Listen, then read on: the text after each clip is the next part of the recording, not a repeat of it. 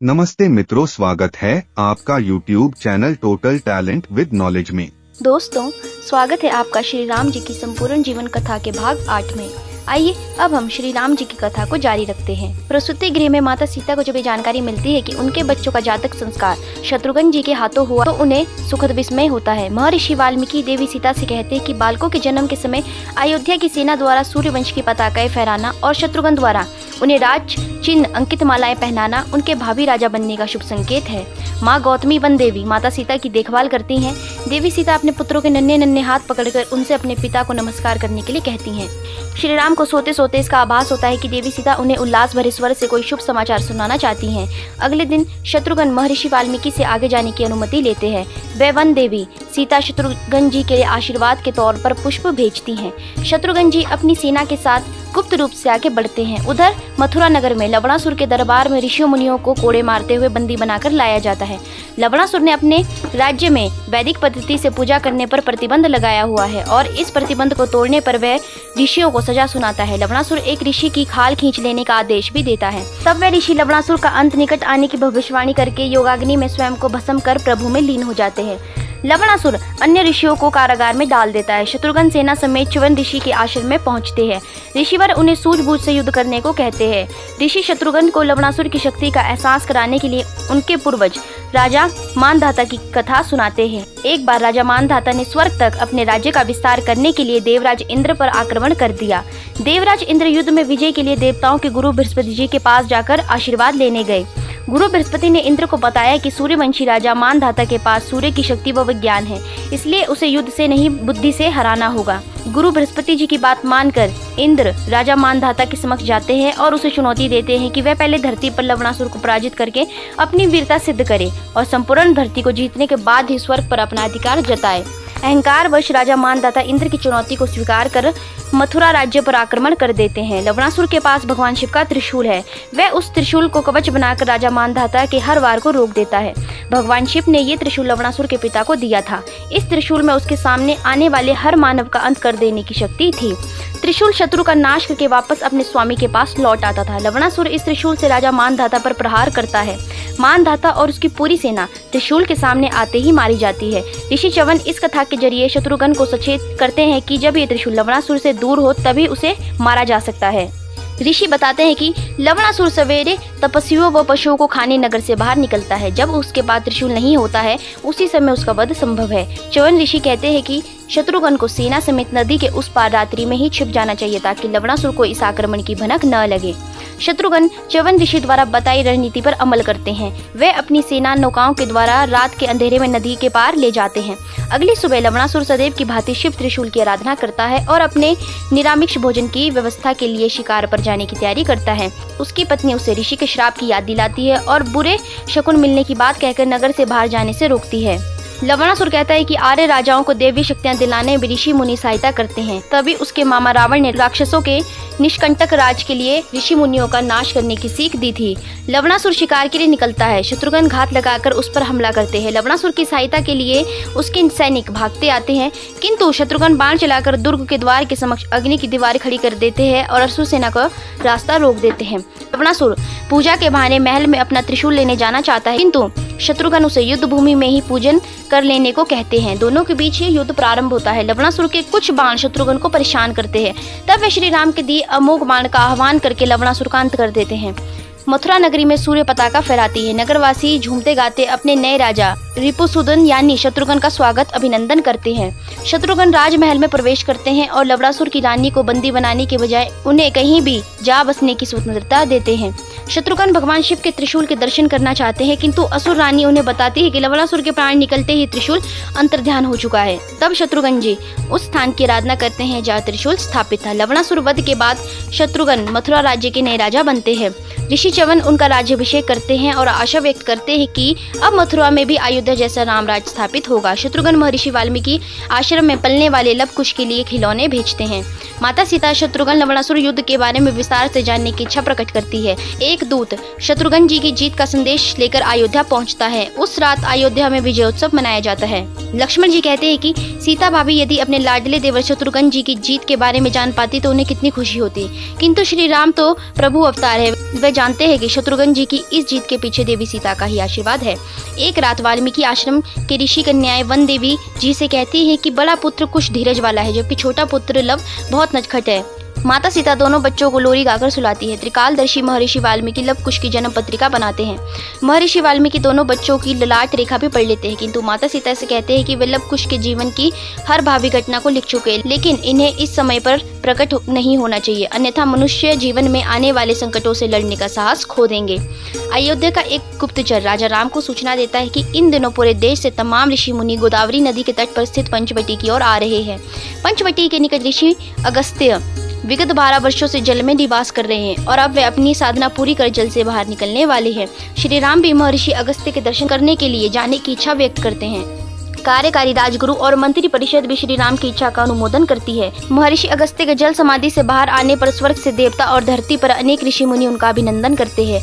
अगस्त्य ऋषि श्री राम व लक्ष्मण जी को भी अपने आश्रम में आया देकर प्रसन्न होते हैं। उनका राजोचित सम्मान किया जाता है। महर्षि अगस्त्य जानते हैं कि श्री राम के रूप में उनके आश्रम में स्वयं भगवान नारायण पधारे हैं। वे श्री राम को भगवान विश्वकर्मा द्वारा निर्मित दिव्य आभूषण भेंट करते हैं। अगस्त्य ऋषि उनसे कहते हैं कि यह आभूषण सदैव उनके वंशजों की शोभा बढ़ाता रहेगा। चूंकि देवी सीता महल का त्याग कर चुकी है तो श्री राम अपनी वंश वृद्धि को लेकर सशंकित होते हैं। तब अगस्त्य मुनि बताते हैं कि श्री राम और उनके तीनों भाइयों को 2-2 संतानें होगी। वे ये भी बताते हैं कि सूर्य वंश के राजा हर युग में होते रहे हैं और होते रहेंगे। सतयुग से त्रेता तक ये परंपरा कायम है और आगे भी कायम रहेगी। महर्षि अगस्त्य त्रिकालदर्शी है। वे जानते हैं कि श्री राम के 2 पुत्र लव और कुश इस समय वाल्मीकि आश्रम में पल रहे हैं और बड़े हो रहे हैं। लव कुश महर्षि वाल्मीकि की देखरेख में बड़े हो रहे हैं। माता सीता भी उनमें अच्छे संस्कार डालती है। महर्षि वाल्मीकि लव कुश को मानसिक और शारीरिक रूप से शक्तिशाली बनाना चाहती है। इसके लिए उन्हें शिलाजीत व अन्य औषधियों की आवश्यकता है। वे इन्हें प्राप्त करने के लिए अपने शिष्य सत्यमित्र को हिमालय पर्वत पर भेजते हैं। लव कुश अपनी बाल क्रीड़ाओं से आश्रम में सबका मन मोह लेते हैं।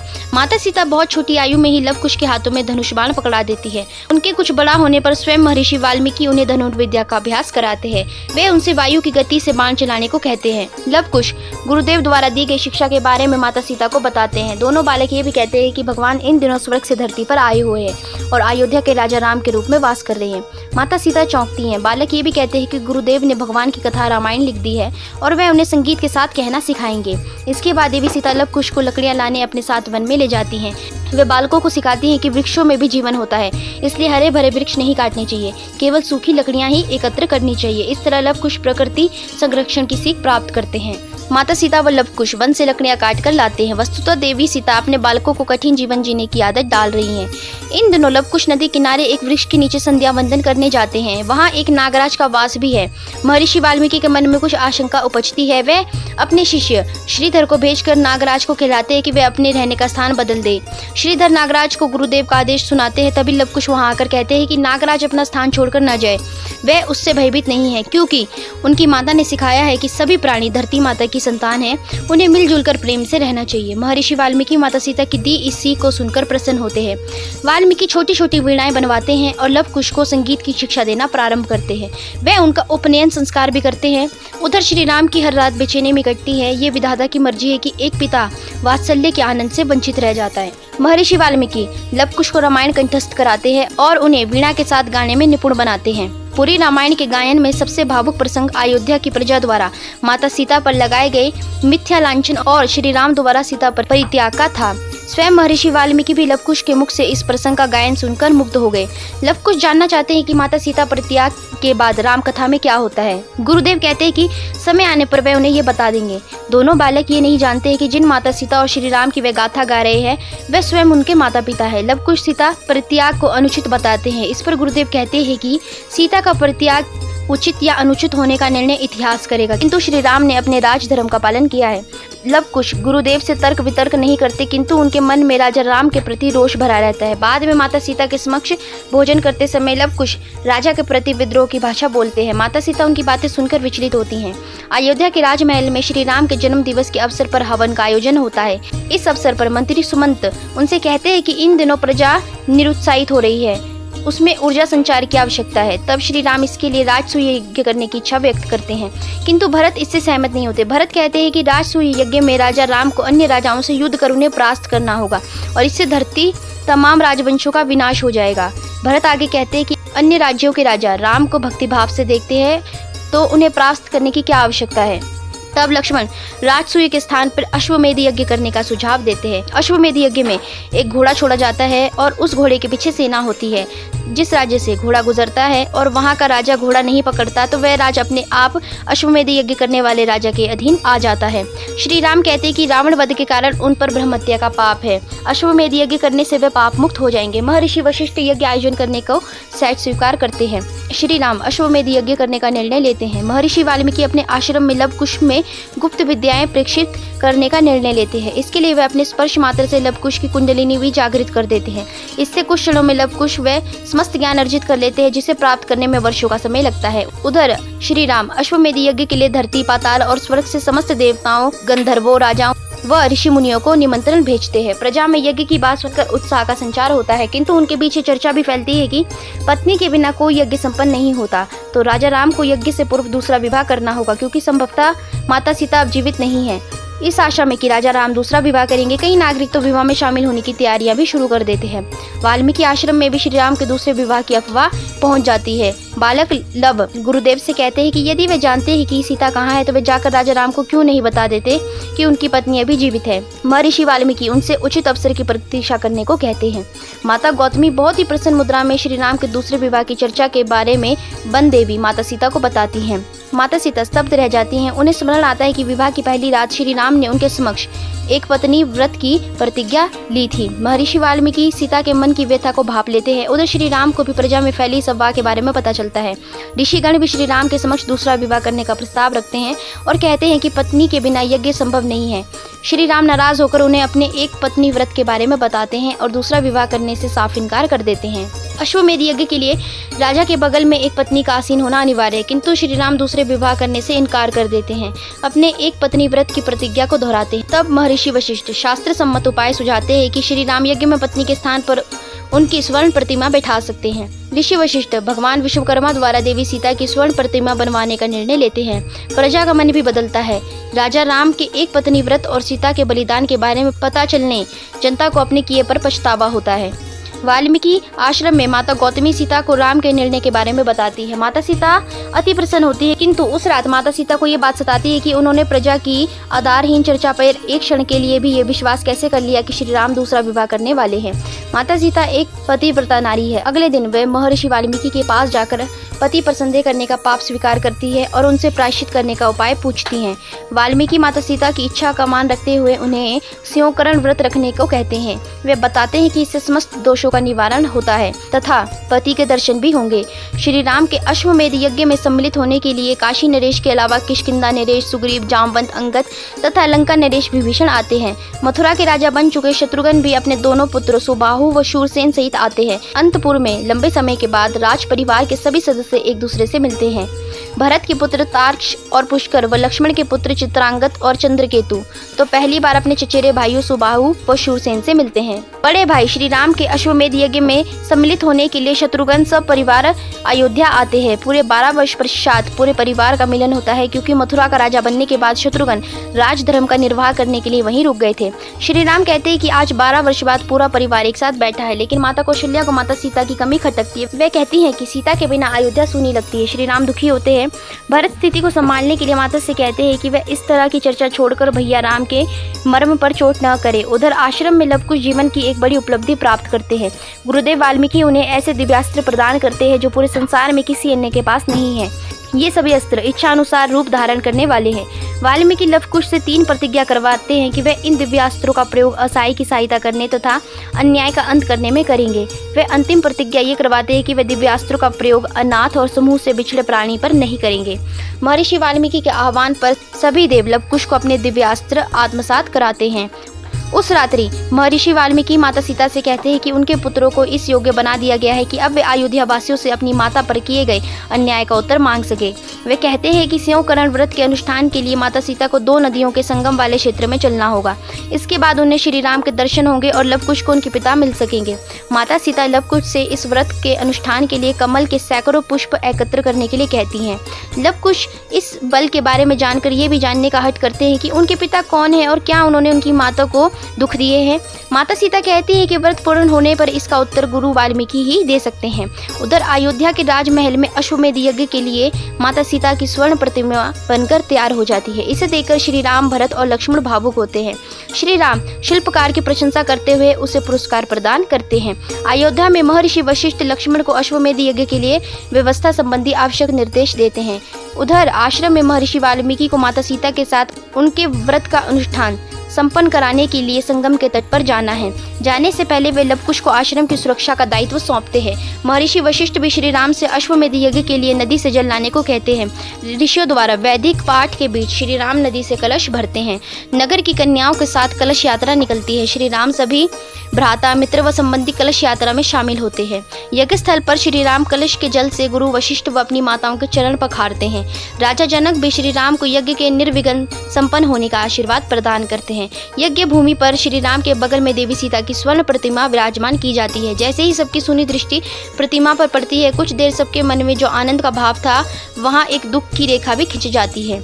यज्ञ तो वेदी पर होता है, लेकिन अग्नि सबके हृदय में लग जाती है। महर्षि के आदेश पर यज्ञ स्थल पर अश्व लाया जाता है। श्री राम शत्रुघ्न को अश्व की सुरक्षा हेतु साथ भेजते हैं। श्री राम कहते हैं कि यज्ञ का अश्व स्वतंत्र विचरण करता हुआ जिधर भी जाए वे उसके पीछे जाए, और यदि मार्ग में इसके मस्तक पर लिखी चुनौती पढ़कर कोई इसे रोके तो उससे युद्ध करके उसे परास्त करे और अश्वों को मुक्त कराए। श्री राम शत्रुघ्न को स्मरण कराते हैं कि रघुकुल में हारने की रीति नहीं है और सूर्यवंश की पताका झुकनी नहीं चाहिए।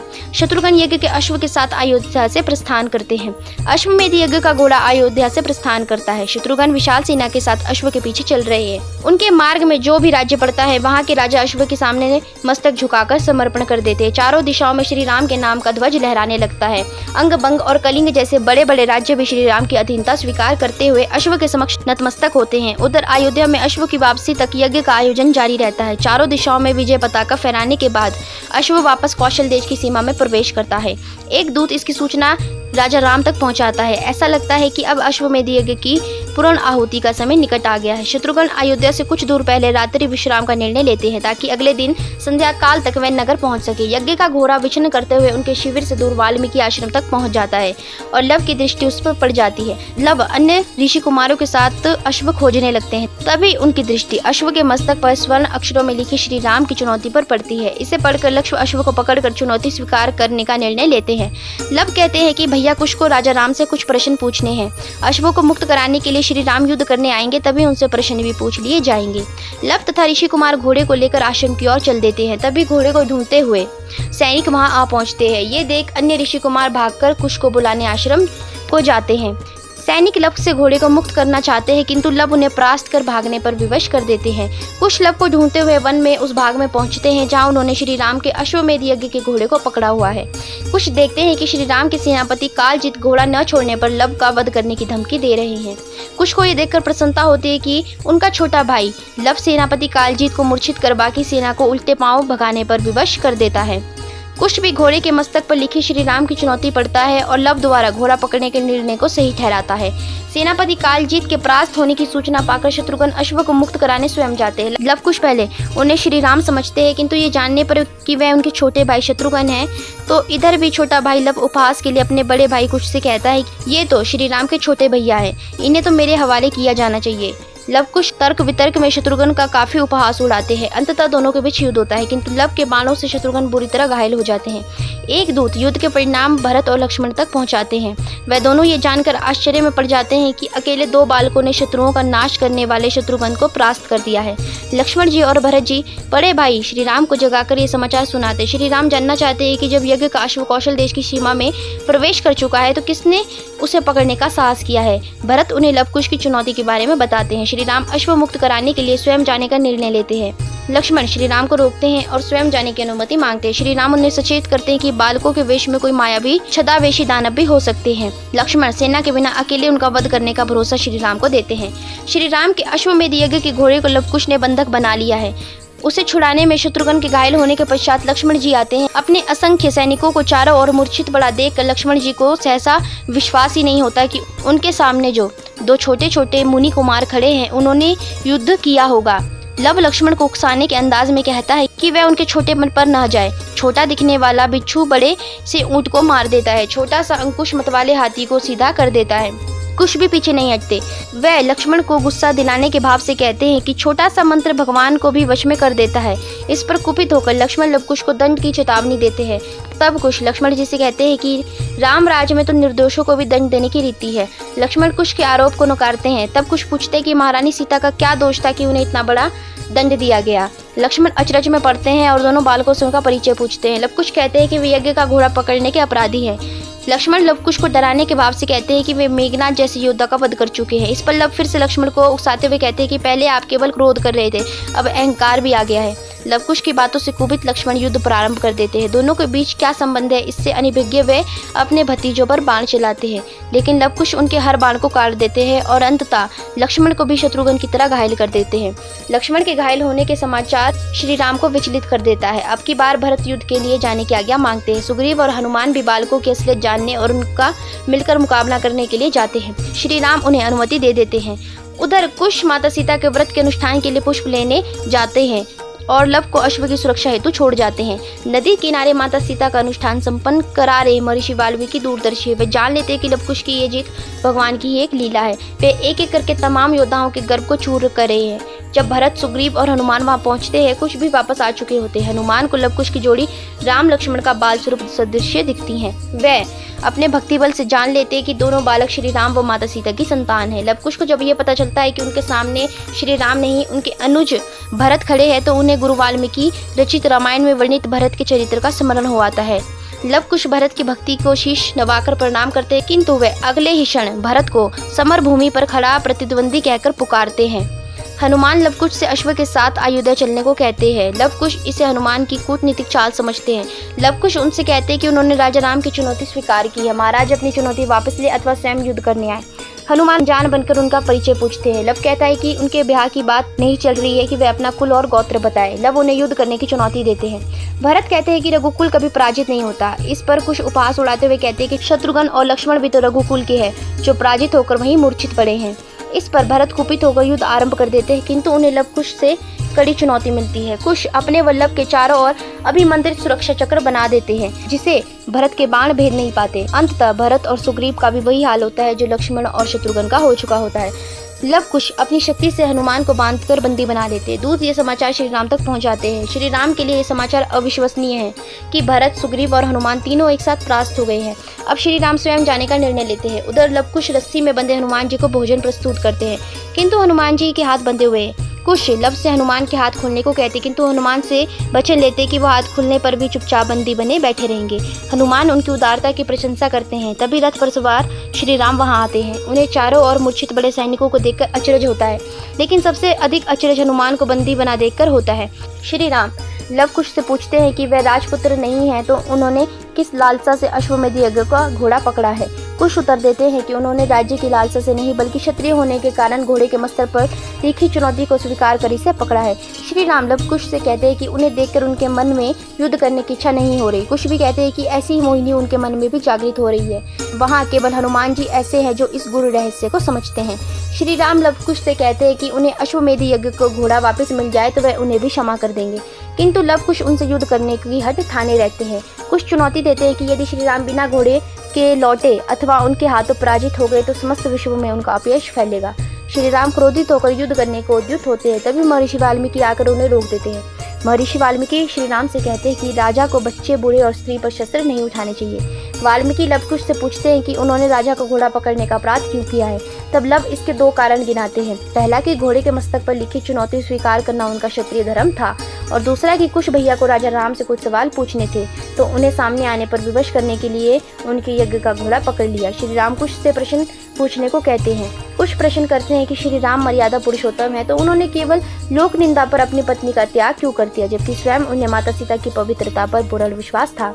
श्री राम उन्हें उत्तर देते हैं कि उन्होंने राजधर्म का पालन करते हुए अपनी पत्नी का त्याग किया था, क्योंकि राजा का प्रथम और अंतिम धर्म परिवार को सुख देना नहीं बल्कि प्रजामत के अनुरूप कार्य करना होता है। तब कुछ पूछते हैं, तो क्या इस प्रकार आपने नहीं अयोध्या की प्रजा ने अन्याय किया है? इस पर महर्षि वाल्मीकि कहते हैं कि जो अयोध्या की प्रजा ने किया है उसका उत्तर उनसे ही मांगना चाहिए। वाल्मीकि लव कुश को श्री राम से क्षमा मांगने और अश्व का घोड़ा लौटाने का आदेश देते हैं। श्री राम लव कुश पर प्रसन्न होते हैं और उन्हें शिक्षा उपरांत राज दरबार में आने का न्योता देते हैं। महर्षि वाल्मीकि के आदेश पर लव कुश सभी मूर्छित योद्धाओं की चेतना वापस लाते हैं। श्री राम के जाने के पश्चात वाल्मीकि हनुमान से कहते हैं कि उन्हें लवकुश की सच्चाई का भान हो चुका है, किंतु अभी वैसे रहसे ही बना रहने दे। संध्या काल में लवकुश अपनी वीरता के किस्से माता सीता को सुनाते हैं। भरत, लक्ष्मण, शत्रुघ्न और हनुमान जी को परास्त किए जाने के बाद सुनकर माता सीता शुद्ध होती हैं, किंतु श्री राम के सम्मुख लवकुश को अस्त्र शस्त्र उठाने की बात सुनकर तो माता सीता पर बिजली टूट पड़ती है। तब लवकुश बताते हैं कि गुरुदेव ने ही ये युद्ध नहीं होने दिया था। माता सीता रोते हुए कहती है कि उनकी संतान अपने ही पिता को युद्ध के लिए ललकारे, इससे अधिक लज्जा की बात क्या हो सकती है। श्री राम ही उनके पिता है, ये बात जानकर लवकुश अवाक रह जाते हैं। तभी महर्षि वहाँ आते हैं और कहते हैं कि यदि ये बात प्रकट हो जाती है कि वन देवी सीता है, तो उनके लिए सुख सुविधा से रहना कठिन हो जाता। महर्षि वाल्मीकि कहते हैं कि अब समय आ गया है कि लवकुश अयोध्या जाकर प्रजा से ये प्रश्न पूछे कि उन्होंने उनकी माता पर लांछन क्यों लगाया था। महर्षि वाल्मीकि कहते हैं कि ये लांछन अब अयोध्या वासियों के आंसुओं से ही धुलेगा। लवकुश अयोध्या की हर गली की चौक में घूम घूम कर गीत गाते हैं और गीत के जरिए सवाल उठाते हैं कि माता सीता जैसी सती पर प्रजा ने यह अन्याय क्यों किया। वे नागरिकों के मन में पश्चाताप की भावनाएं जागृत करते हैं। बालकों का गीत सुनकर अयोध्या वासियों को अपने किए पर पछतावा होता है। तो दोस्तों, आशा करती हूँ कि अभी तक की श्री राम की कथा को सुनने में आपको आनंद आया होगा, और अगर आप इससे आगे की कथा सुनना चाहते हैं तो इससे आगे की कथा भी आप मेरे चैनल पर सुन सकते हैं। तो दोस्तों, अगर आपको वीडियो अच्छी लगी होगी तो वीडियो को लाइक करके चैनल को सब्सक्राइब करके बेल आइकन को प्रेस कर दीजिएगा, और जाने से पहले मेरे साथ एक बार प्यार से बोलिए सियापति श्री रामचंद्र भगवान की जय, अयोध्यापति राजा रामचंद्र की जय। जय सिया राम। धन्यवाद।